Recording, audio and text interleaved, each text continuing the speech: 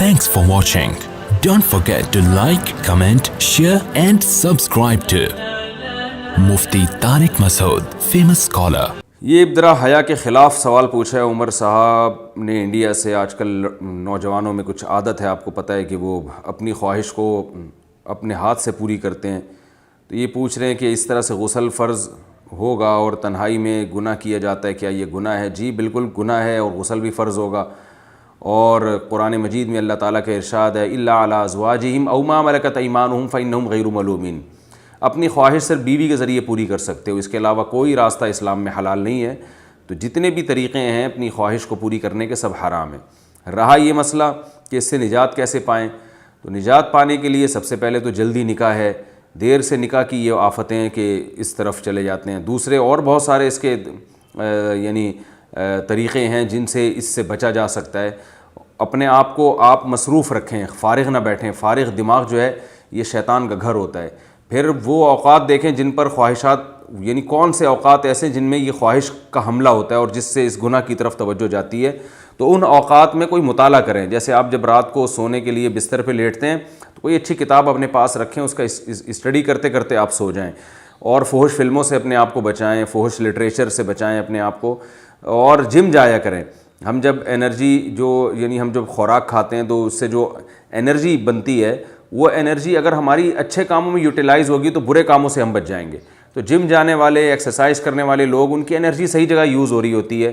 تو دو طرح سے ان کو پھر ان برائیوں سے بچنے کی توفیق ملتی ہے. ایک تو اس لیے کہ انرجی صحیح جگہ یوز ہو گئی. دوسرا یہ کہ جب وہ فزیکل ایکٹیویٹیز میں اپنے آپ کو مصروف رکھتے ہیں تو ان میں ایک جذبہ پیدا ہوتا ہے ہم نے اپنی باڈی کو بنانا ہے. تو ہر وہ کام جو باڈی کو خراب کر رہا ہو اس سے وہ بچتے ہیں. ظاہر اس عمل سے انسان کو نقصان ہوتا ہے، صحت برباد ہوتی ہے. تو وہ پھر باڈی بنانے کی فکر ان کو لگ جاتی ہے. تو وہ پان، گٹکا اور یہ جو اس طرح کی فحش چیزیں ہیں ان سے خود بخود ایوائڈ کرنے کی ان کو ایک رغبت ہوتی ہے. تو یہ سارے کام کرنے. اس طرح کسی اچھے سائیکیٹرک کو دکھائیں، وہ بھی جو ہے وہ اس سے کہیں کہ میں نے یہ برائی چھوڑنی ہے، کیونکہ بعض نفسیاتی ڈاکٹر الٹا اور اس برائی میں ڈال دیتے ہیں. تو ایسا ڈاکٹر جو اس کو برا سمجھتا ہو اس سے کہیں کہ بھئی میں نے یہ برائی چھوڑنی ہے. تو نفسیاتی ڈاکٹر بھی کچھ ایسی ٹرکس بتاتے ہیں جن سے یہ بیماری چھوٹ جاتی ہے. اور ایک کام تو لازمی کرنا ہے کہ جب بھی یہ برائی ہو فوراً کچھ سزا دیں اپنے آپ کو. 1 روزہ رکھیں یا 2 روزے رکھیں، یہ اپنے اوپر لازم کر لیں کہ جب بھی یہ مجھ سے برائی ہوگی تو میں 1 روزہ یا 2 روزے یا 3 روزے جتنی اللہ نے استطاعت دی ہے ایک اپنے اوپر فرض کر لیں. فرض کا مطلب یہ نہیں کہ قسم اٹھا لیں، کہ نیت کر لیں، عزم پختہ نیت کریں کہ جب بھی یہ برائی ہوگی میں سزا کے طور پر 1 روزہ یا 2 روزے یا 3 روزے، جو بھی آپ بہتر سمجھیں وہ آپ اپنے اوپر، اتنا کہ آپ کو سزا ملے. اور سزا اتنی زیادہ بھی نہ ہو کہ وہ سزا ہی نہ دی جا رہی ہو. آپ نے 20 روزے کی کہہ لیا تو 20 روزے نہیں رکھے جا رہے اب آپ سے. تو سزا اتنی ہونی چاہیے کہ اس میں سزا کا عنصر بھی ہو، یعنی نفس کو تکلیف بھی ہو، اور اتنی بھی زیادہ سزا نہ ہو کہ سزا دینا ہی مشکل ہو جائے. تو درمیانی درجے کی سزا ہو. کچھ صدقہ خیرات بھی کیا جائے ہر دفعہ میں، اور پھر توبہ استغفار لازمی کی جائے. تو اس سے انشاءاللہ آہستہ آہستہ یہ گناہ چھوٹ جائے گا. اور پھر اس کوشش میں لگ جائے کہ چھوڑنا ہے. جب تک نہیں چھوٹتا تو مایوس نہ ہو. یہ نہ کہے یار یہ تو پھر مجھ سے دوبارہ ہو گیا، اب تو میں بس کرتا ہی رہوں گا، اب میں مجھ سے تو بچا جاتا نہیں ہے. یہ غلط ہے. ایک دفعہ ہو گیا، آپ توبہ کریں، اور جو میں نے آپ کو اعمال بتائے ہیں وہ اعمال آپ کریں. تو پھر اگر دوبارہ ہو جاتا ہے پھر توبہ کریں، پھر وہی اعمال کریں آپ.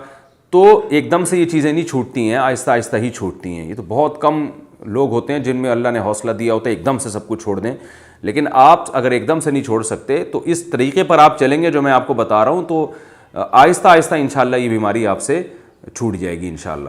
اللہ تعالیٰ جتنے بھی نوجوان ان قسم کی برائیوں میں مبتلا ہیں اللہ تعالیٰ ان سب کو بچنے کی توفیق عطا فرمائے. اور اللہ کا واسطہ ایسے لوگ نکاح میں جلدی کریں، کیونکہ اگر یہ نکاح نہیں کرتے نا تو آج یہ برائی کر رہے ہیں، کل اس سے آگے قدم جاتا ہے، پھر اس سے بڑی برائی کی طرف شیطان لے کر جاتا ہے.